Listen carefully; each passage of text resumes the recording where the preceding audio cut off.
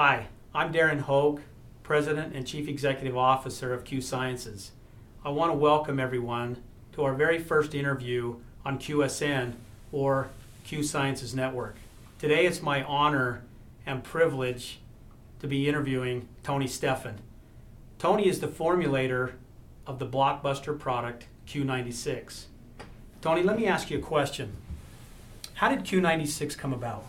You know, Q96 came through, unfortunately, a very traumatic situation. I lost my first wife to a suicide, and she had been diagnosed with bipolar affective disorder 1. It's the most significant diagnosis that you can have in the affective disorders, and it was very, very sad what she went through. Extreme mood shifting, a lot of explosive type behavior. These are things that she didn't bring upon herself. It was part of the disorder. And sadly, her father took his life 16 years before she did.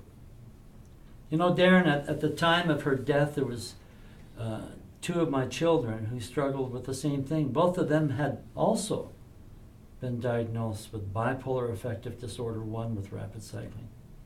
And I was going to lose them. And it was so sad because I'd already buried my father-in-law. I love that man. And I buried the very best part of my life. And that was my sweetheart that I'd been married to for 23 years.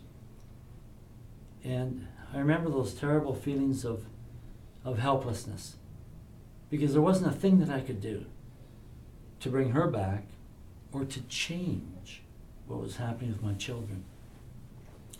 I took my son to a number of psychiatrists. His name is Joseph Stephan. Joseph had been taking high levels of carbolith, or lithium. It's a drug that people with bipolar affective disorder use.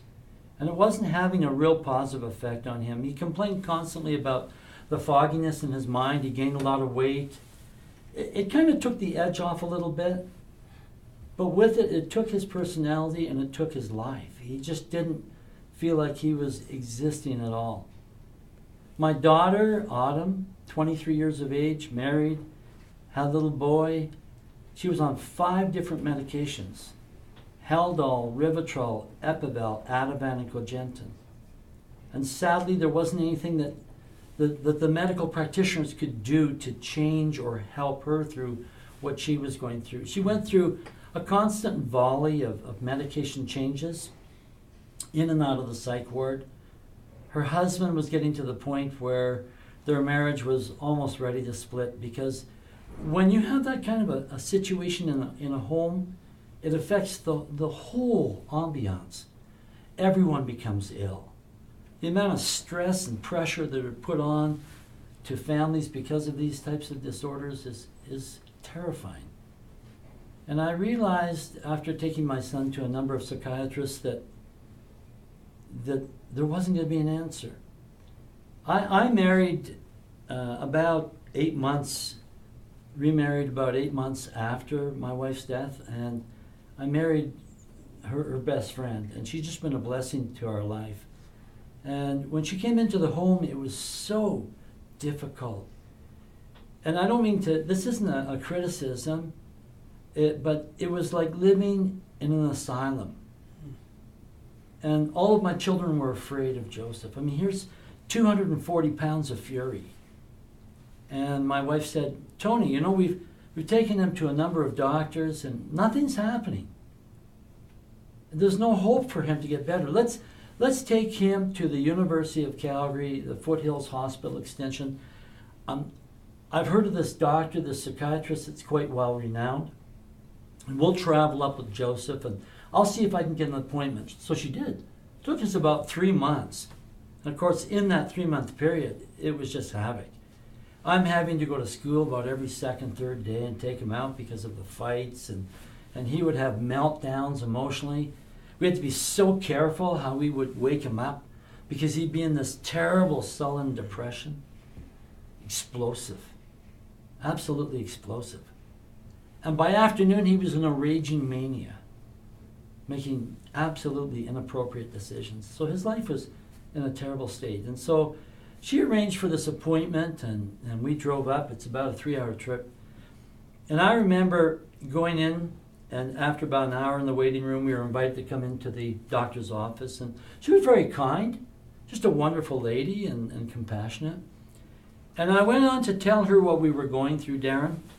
And she said, please, Mr. Stefan, spare me the details.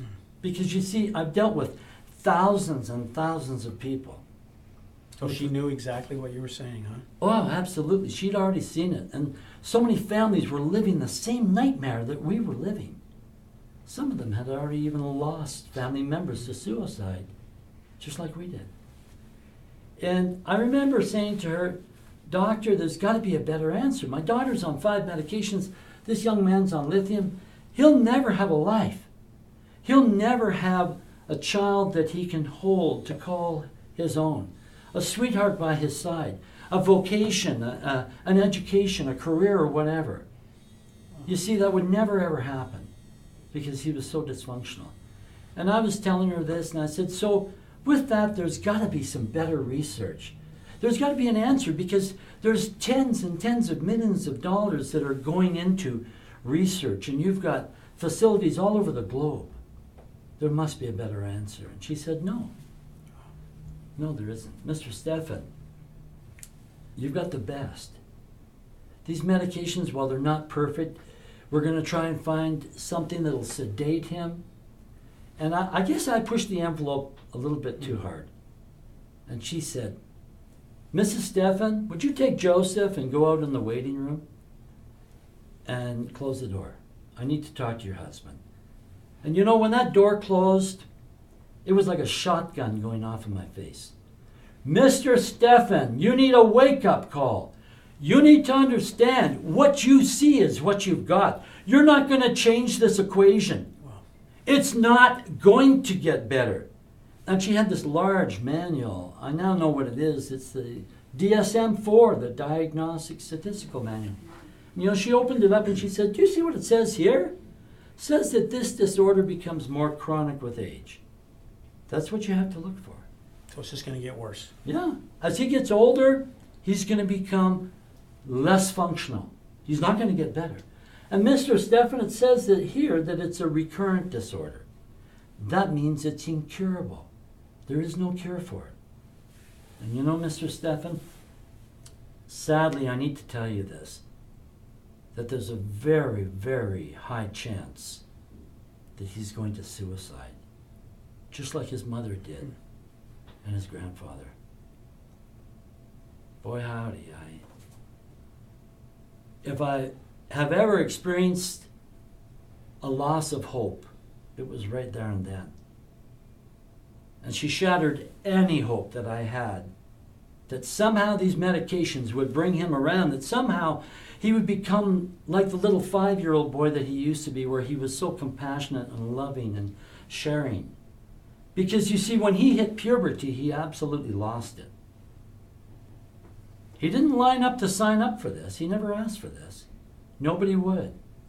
It's just what came upon him.